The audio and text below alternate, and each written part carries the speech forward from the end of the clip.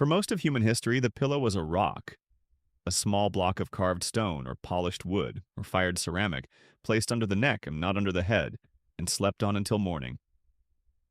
Soft pillows existed, but they were a luxury good. They were associated with women, with the sick, with the dying.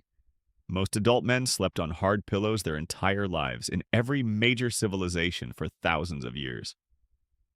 The modern pillow, the soft, cotton-stuffed, head-supporting kind in your bed right now, is a recent invention. As a daily use product available to ordinary people, it is younger than the United States. It became the standard only after a Renaissance king tried to ban it. This is the 5,000-year history of the pillow. 3000 BC? The Egyptian Headrest. The oldest pillows we have were buried with pharaohs. Egyptian tombs from the 3rd millennium BC routinely contain small carved headrests, about 10 inches tall, made of polished wood, alabaster or ivory, shaped like an inverted letter U with a wide curved support at the top. The sleeper rested the back of the neck on the curve, not the head. The result was that the head hovered in the air, supported only at the neck and at the heels of the feet. This was not comfortable by modern standards. It was extremely deliberate. Egyptians slept on headrests for 3 practical reasons. First, the elevation kept their elaborate hairstyles, wigs, braids, and ceremonial coiffures, intact through the night. Second, in a hot climate, keeping the head off any surface allowed air to circulate around the neck. Third, and most important, keeping the ears off the ground prevented scorpions, snakes, and beetles from crawling into them while a person slept. The headrest was not a comfort device, it was a defense device. A wealthy Egyptian household owned several. They were inscribed with prayers, decorated with the figure of Bez, the dwarf god who protected sleepers from nightmares, and considered too sacred to leave to chance. The pharaoh was buried with the finest of them, expecting to need it in the afterlife. The first pillow in human history was, in essence, body armor for the head. 100 BC, the Roman soft pillow. The Romans were the first major civilization to put a soft pillow on a couch and call it furniture.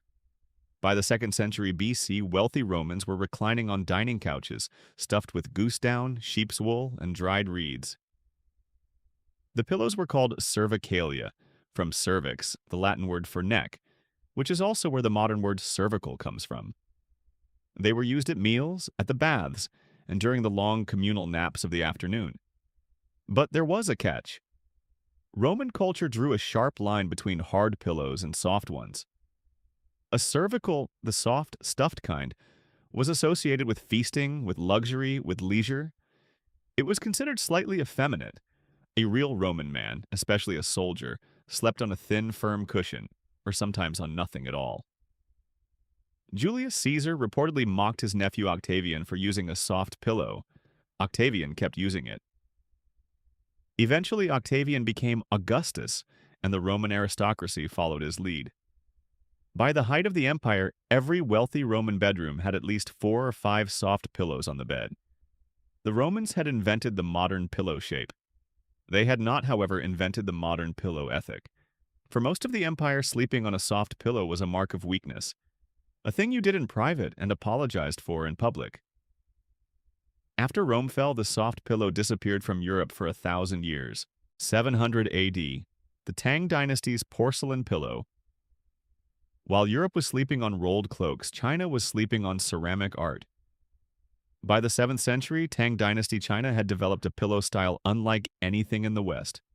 It was a small rectangular block of glazed porcelain, often cobalt blue or pale celadon green, with a slightly curved top surface designed to cradle the neck. Some were decorated with painted figures, calligraphy, or scenes from poetry. Some were carved with sleeping tigers, leaves, or clouds. Most of all, they were hard, stone hard. Chinese traditional medicine considered soft pillows dangerous.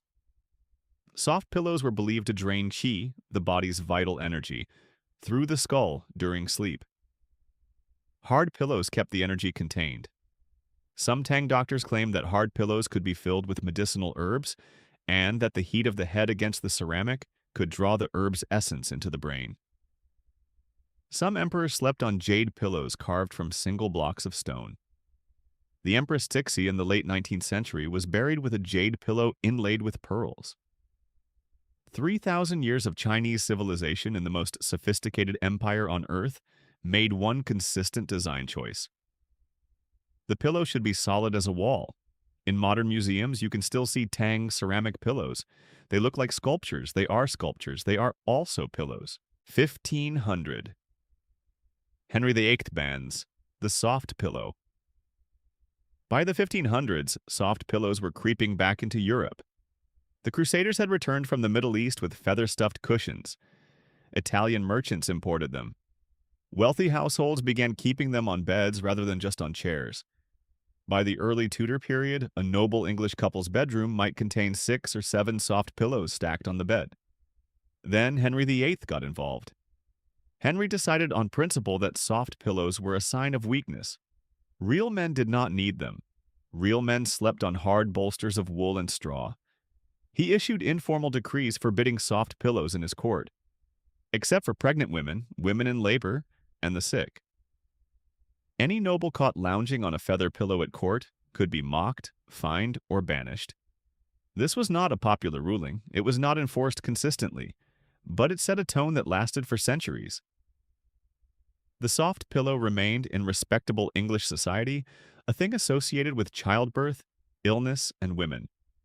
When the soft pillow finally became universal in Europe, it did so quietly, smuggled into homes through bedrooms, through wives' bedding, through the long, slow shift of what counted as masculine and what did not.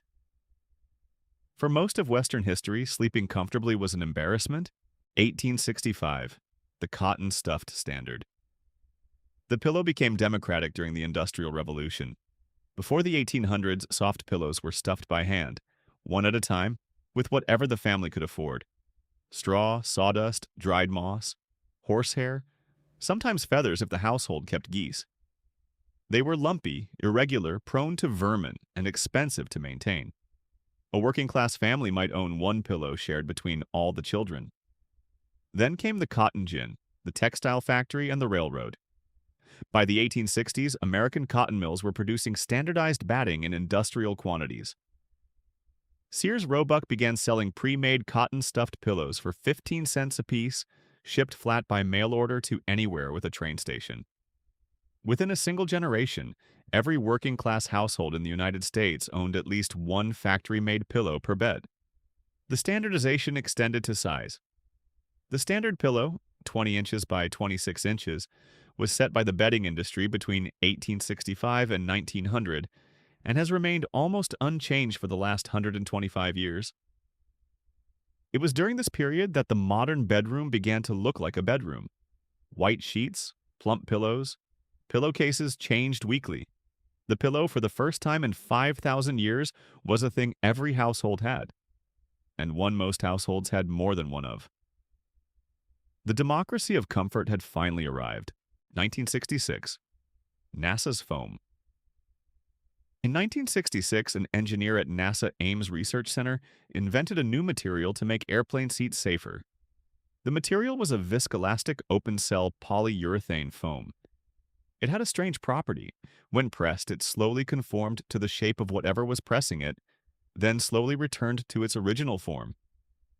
NASA wanted it for cockpit seats, so that astronauts during high-G launches would have their body weight distributed evenly across the seat surface, reducing the chance of injury. NASA called the material slow recovery foam. Eventually, the public would call it memory foam. For 2 decades, memory foam stayed in aerospace and medical use. It cushioned hospital beds for burn victims. It lined wheelchairs for paraplegic patients. It was expensive and difficult to mass produce. Then, in 1991, a Swedish company called Tempur-Pedic figured out how to make memory foam cheaply enough to sell as a consumer mattress and pillow. The marketing was simple. This is the same foam that protects astronauts. Tempur-Pedic became a multi-billion-dollar company in less than 10 years.